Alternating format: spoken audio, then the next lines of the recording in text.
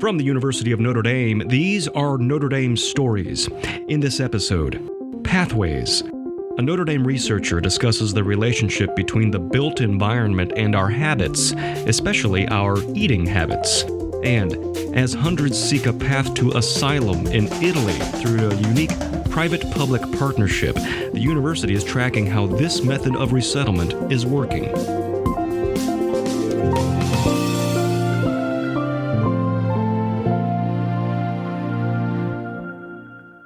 We're all designers at some point, from how we set up our workspace to our homes, so we can use that information to optimize our environments for our health and well-being.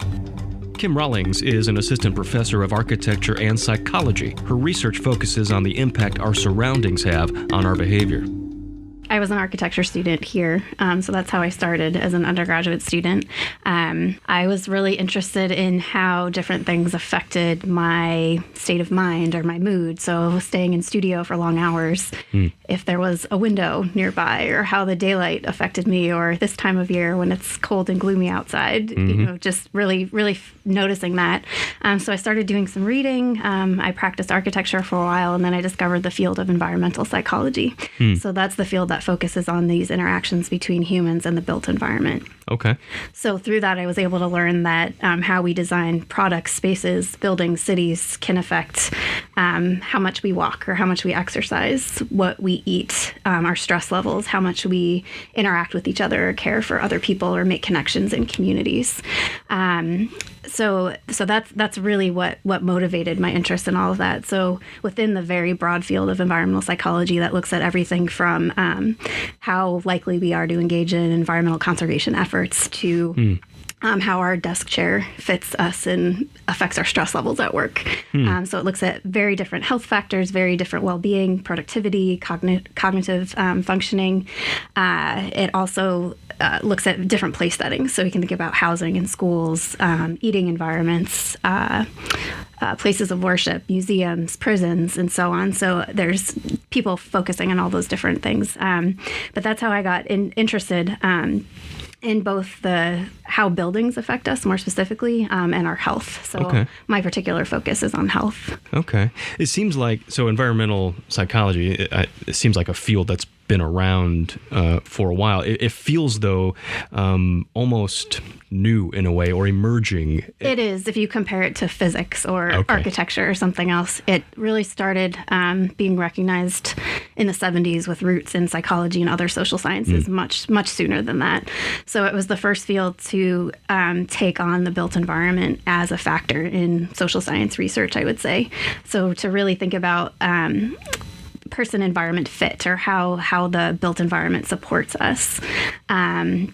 So that really started the research and the focus on built environment, and we started hearing and seeing that in the literature and being talked about. But you're absolutely right; it is a fairly new field, and it's not widely known outside of certain areas or circles. So environmental psychology is really the motivation for my work, but there's another new, I guess, convergence of fields, a reconvergence of fields in urban planning and public health. So we're now looking at cities not in terms of noise and air pollution and crowding, although we still have those problems. But if we think about post-industrial cities, that was another area where the built environment really became relevant. So we had the field of environmental health emerge, and we started talking about the built environment in public health. And so now we're looking at issues of obesity and social isolation and more chronic conditions related to how we build cities and our communities. So if we think about suburban sprawl, for example, and being reliant upon the automobile, we have to drive to get everywhere. We separate incomes and different demographics and so on. And there's a whole host of literature just focused on that. So my interest in health emerged from that field as well. So that's where I got interested in childhood obesity and how architecture, the building scale beyond the city or neighborhood community scale, might play a role as well. Yeah. So that's where my interest in the residential kitchens came in, because I was interested in how we how we make decisions about what we eat and how much we eat. Now, you were published several years ago on a really kind of resonant application of this, especially floor plans and the relationship to our eating habits. So I wonder if you could talk a little bit about that. What was that experiment or research project, and what did you find? Sure. So I was interested as an architect in how floor plans or the layout of spaces might affect how we eat. So I had studied some work that was done by another faculty member on small things in the environment that can nudge us to eat healthier or less healthy. So thinking about how in a grocery store, for example, they put the junk food, the highest profit yielding products at the cash register. Mm-hmm. But they also found that the reverse of that works. So if you put the healthy items there, you might be more likely to purchase those or make impulse buys. So there are these different principles coming from behavioral economics and psychology about how we make decisions about our food. So I was interested in whether or not the ideas of visibility and convenience. So if we see foods more, they're more convenient to get, we're more likely to select and consume those, how that functioned in a home with a kitchen. So we all talk about these great open kitchens for entertaining now, especially in those suburban sprawl houses where we have these great entertainment spaces. And those really emerged for a good reason. So if we think back to when people had servants or cooks or people in closed kitchens, you didn't want to see what's going on. People who were in the family didn't cook. Mm-hmm. They, that the closed kitchen worked and it functioned well. Okay. So then once, again, I would say post-industrial, post-world wars, when women had to go to work and continued working, you now had both parents in the nuclear home working. And so they needed a way to supervise children while cooking, and they needed a way to spend more time with their family when they were at home. So those open kitchens served a purpose, but we never thought about necessarily how opening up the kitchen might affect our waistlines, for example, which wasn't an issue then. Sure. So we had thought about efficiency in kitchens. If you've heard of the kitchen triangle, the distance between the sink, the refrigerator, and the stove or the cooktop, we've maximized that, but it's gotten a lot bigger in our larger kitchens. Okay. So I was wondering if the rearrangement and the openness of the kitchen might make the food more visible or might cue us to eat more. Mm-hmm. So I was able to do a study that used a test kitchen where we had one-way mirrors and were able to hide scales under people's food and do kind of some fun research methods to examine whether or not my hypothesis was correct. So we had a small one-room dining kitchen area that we then set up some screens. So all the participants ate in both conditions, with and without the screen. So we called one condition open and one condition closed. And we did find that people were more likely to get up and go serve more food. The food wasn't served on the table. It was served from the counter, the kitchen, rather than the dining space. So we did find that the participants were more likely to get up and serve more, and then that led them to eat more. Because of that. But it was interesting if we just looked at whether or not the open or closed kitchen condition itself affected consumption, we didn't see results. It was this cascading effect of getting up more to serve more and then consume more. And in the U.S., adults consume approximately 97% of what we serve. So we saw exactly that number in the study too. So if you're more likely to get up and put more on your plate, you're more likely to eat more. Interesting. So each trip was associated with something like 130 calories or something.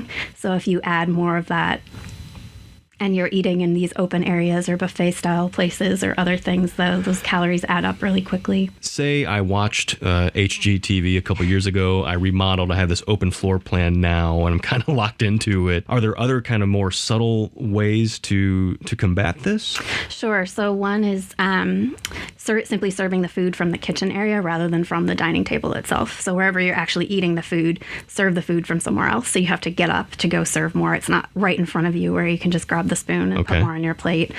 Don't keep food out where it's visible. If you do keep something out, make it healthy. A fruit bowl on the counter, for example. But if the box of cereal and the bags of chips and everything are right out where you can grab it, you're more likely to see it and think of it and grab it. If you have, say, a combined family room space with the kitchen, you can turn the seating area away from the kitchen so you're not looking at it as much. And that might take some of those reminders to get up and get food or reminders of hunger. Yeah. If the kitchen is centralized and you have to pass through it to go anywhere else, then things like keeping foods hidden is more important. But if there's an alternate path in the house, then don't walk through the kitchen.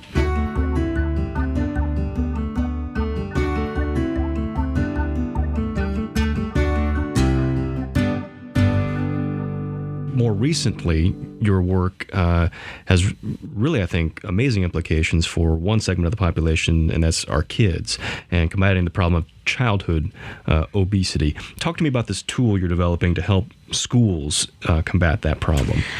So we developed the cafeteria assessment for elementary schools, or cafes for short. And it really got started when I was associated with a project elsewhere funded by the USDA to examine school gardens. And so we were looking at schools, 50 schools in 4 states, most of which were under-resourced schools, and many of the students, at least 50%, in many cases 100% of students qualified for free or reduced price meals. So we did have a focus on that population in particular. So we were looking at the effects of school gardens, from everything from physical activity to diet to willingness to try new foods, awareness of different foods, and how that could be incorporated into all different types of curricular exercises. But in the process, the ideal goal was brought up was that the produce in the gardens could be potentially used in the cafeteria or used as part of the school meal program. And we quickly realized that many of the schools either didn't have a kitchen or didn't have updated kitchen equipment to be able to store or process fresh produce. Meals were shipped in from somewhere else, or just simply frozen meals that were thawed and served to students. So that made me think about, okay, what design guidelines are available for architects and designers when we're renovating or updating schools. Our school building quality is not great in the U.S. So as we're renovating and building new schools, what's out there? Most of us grew up with the typical cafegimatorium. It's just one multi-purpose space, and we didn't really necessarily have all these issues related to childhood obesity to consider. And I didn't find much. There was a lot of literature available looking at small changes, changing convenience or having the right equipment, but no comprehensive source.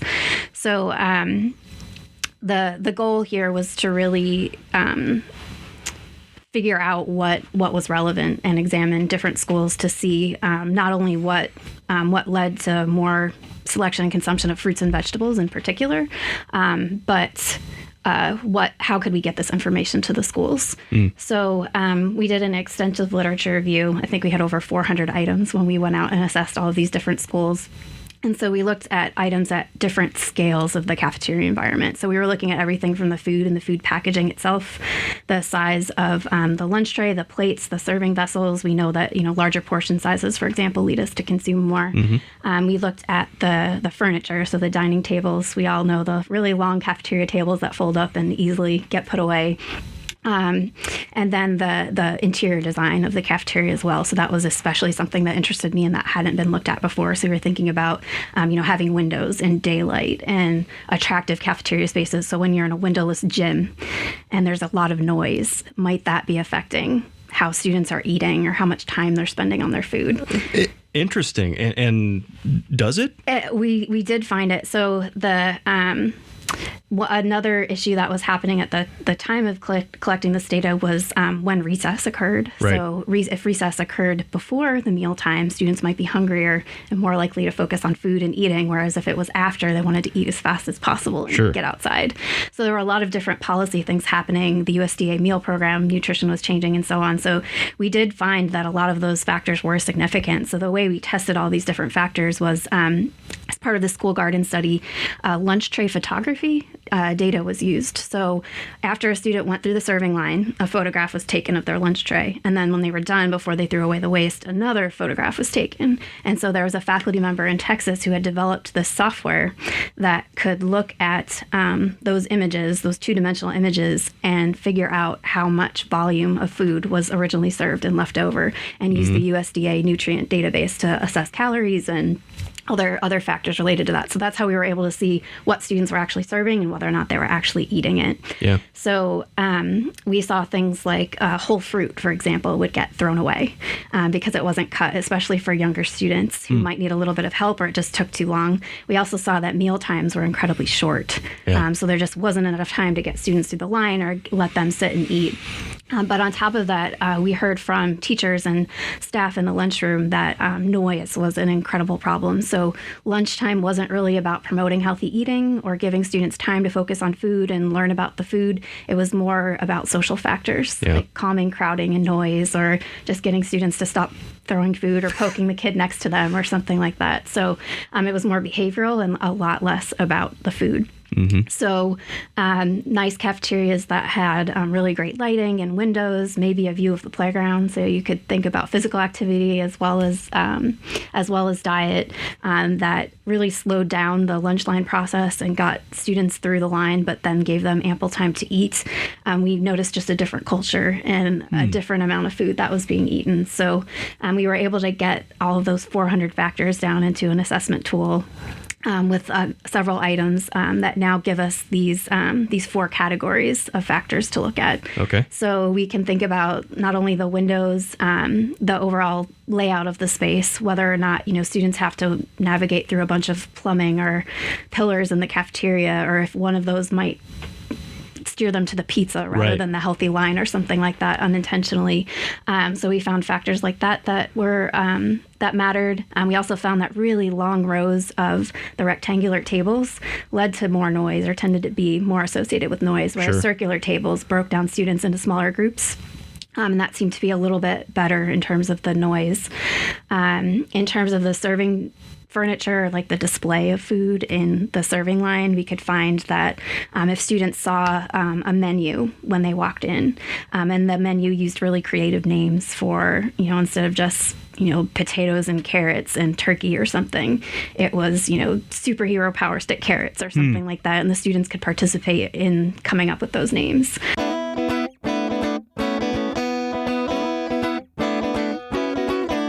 Talk to me about how you're getting this information into the hands of school administrators. So what we did after analyzing all of that data was come up with an assessment or a checklist. And so at first it was just a 10-page paper form that you would go and interview the school principal, the lunch or kitchen manager, and then observe the cafeteria spaces. So spaces typically have a prep or a kitchen area, a serving area, and a dining area where all the tables and chairs are. And so there are checklist items for each of those.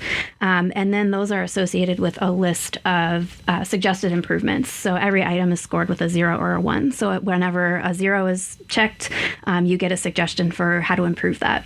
And all of those suggestions are associated with a relative cost estimate, $1, $2, or $3 signs. So those low and no cost suggestions really have to do with availability, accessibility, convenience, and visibility. So if you think about marketing and food promotion, or how we lay out our grocery stores, or what happens at a fine dining restaurant versus a fast food restaurant, all of those factors come into play in school cafeterias as well. So if you really promote the fruits and vegetables or the healthy meal item for the day, students are more likely to take and choose those items. So you don't necessarily have to take away all the pizza and the French fries. You can nudge students to make those choices on their own. So there are some no and low cost things that can be quickly and easily implemented, but if there is funding, or if a new cafeteria is going to be renovated, built in a new school or something, you can prioritize for your school what's needed most and how to get the most out of an investment in that. So that tool is available to anyone online. And then we also created a mobile app that we're finishing up now. So that mobile app will also be available to anyone, and then you can just enter all of the information. It automates the analysis process and gives you that list of suggested improvements. So schools can then take that and pick from that list what would work best for them or what they're capable of doing, rather than us saying you really have to do these 3 things and they don't have the time, the resources to do that. They can pick, and then they can go through and use the app again to see if it made any changes as well. Finishing the mobile app now. Yes.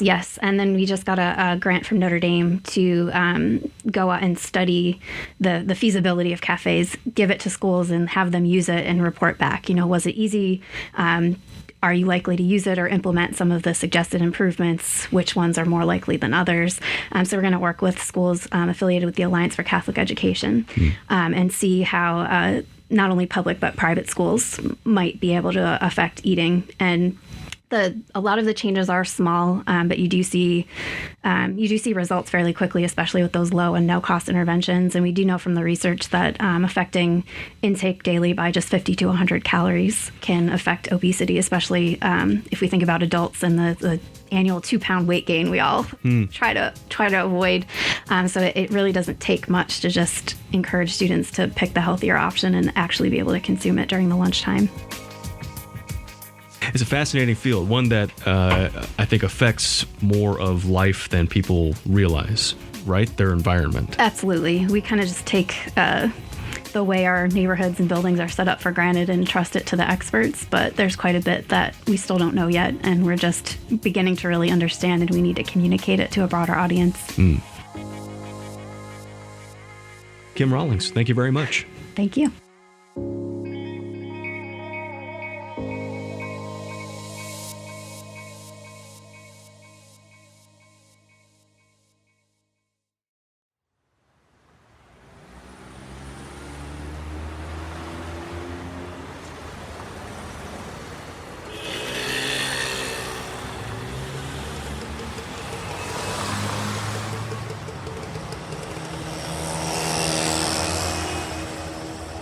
The phrase, "all roads lead to Rome," dates back to the Middle Ages. It came to symbolize the Roman Empire's prolific building of infrastructure and of culture. Today, the roads in Rome can symbolize something else: reinvention. The streets full of hatchbacks and motor scooters. Lots of motor scooters wind through, around, sometimes under, sometimes over the remnants of a bygone era. The reinvention that made Rome the eternal city is evident everywhere. Take the road of Imperial Forums, for example, which stretches just a kilometer from the altar of the Fatherland Monument to the ancient Colosseum. It's a massive, modern 6-lane thoroughfare, and it runs through the ancient ruins of the famous Roman Forum.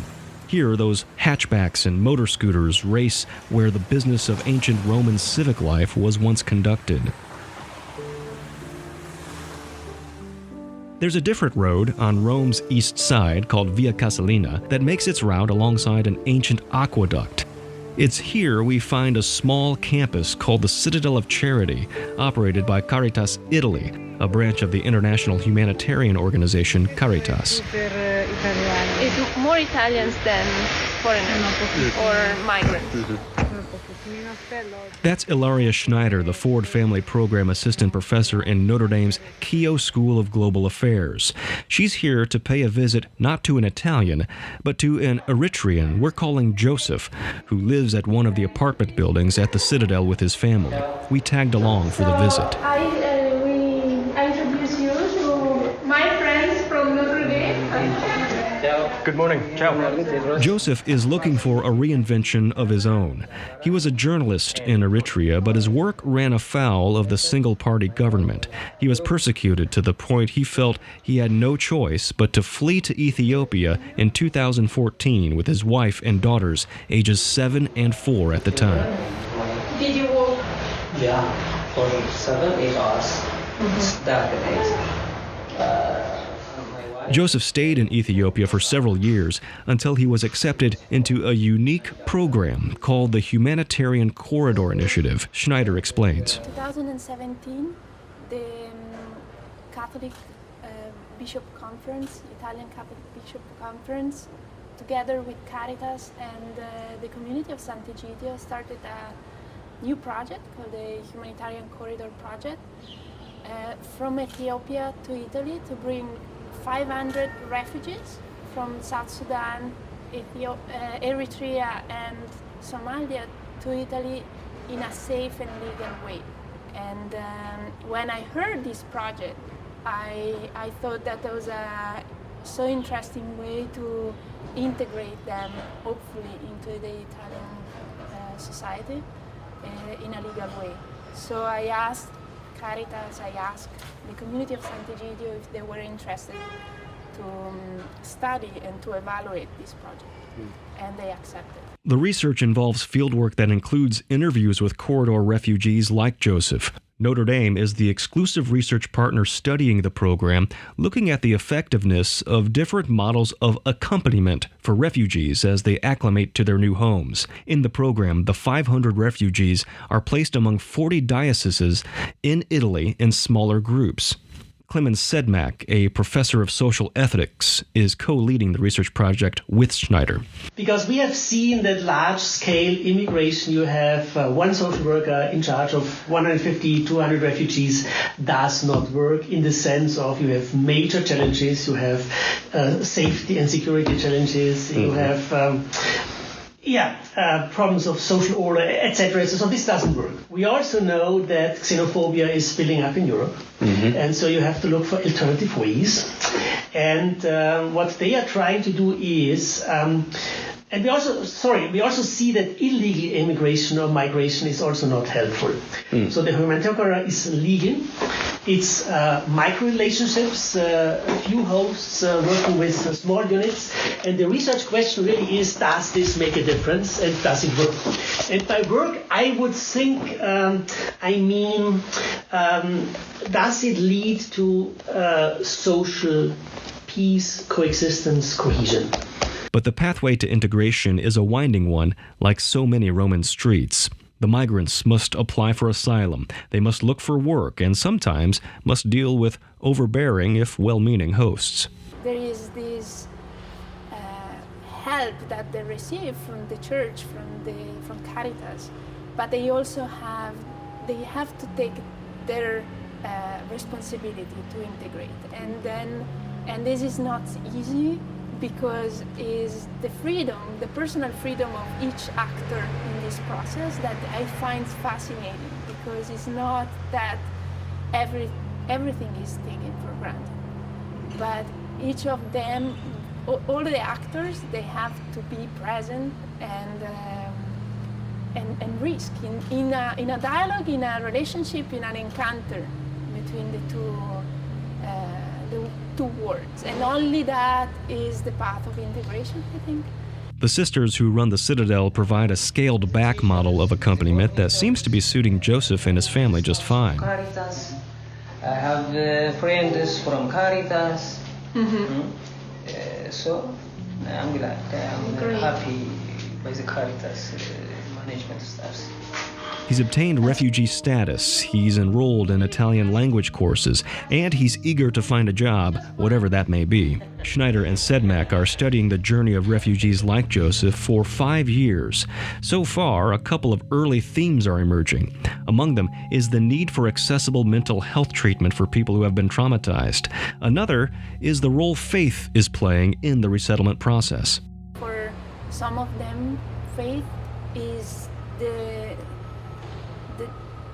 driven force that help them to survive in all these adventure or steps or risks they have to take to arrive to Italy. For the people who arrive with the humanitarian corridors, faith plays a huge role. Some of them, Muslims, ask for a mosque. And sometimes in the little towns of Italy you don't have a mosque, but the church, the Catholic Church, is trying to help them to find maybe the communities around, Muslim communities, to help them in this process. So at the same time, faith plays a huge or a key role in the social workers of Caritas, and in many of them that is the kind of support they have to deal every day in this overwhelming work that is helping each step of these people to start a new life here. In his interview, Joseph said he's Orthodox but is attending Catholic Mass each Sunday. Is that part of your life, faith? Yeah. Is that important? Yeah, very. Because morally it's helpful, not only for me, but especially for my children. Mm-hmm. So good. And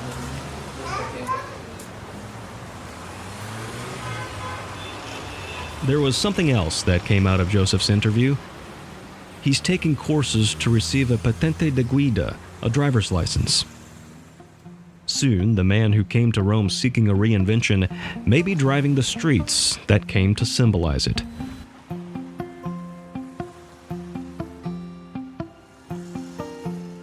Read more about the Humanitarian Corridor Initiative and other Notre Dame stories at nd.edu. Notre Dame Stories is produced by the Office of Public Affairs and Communications.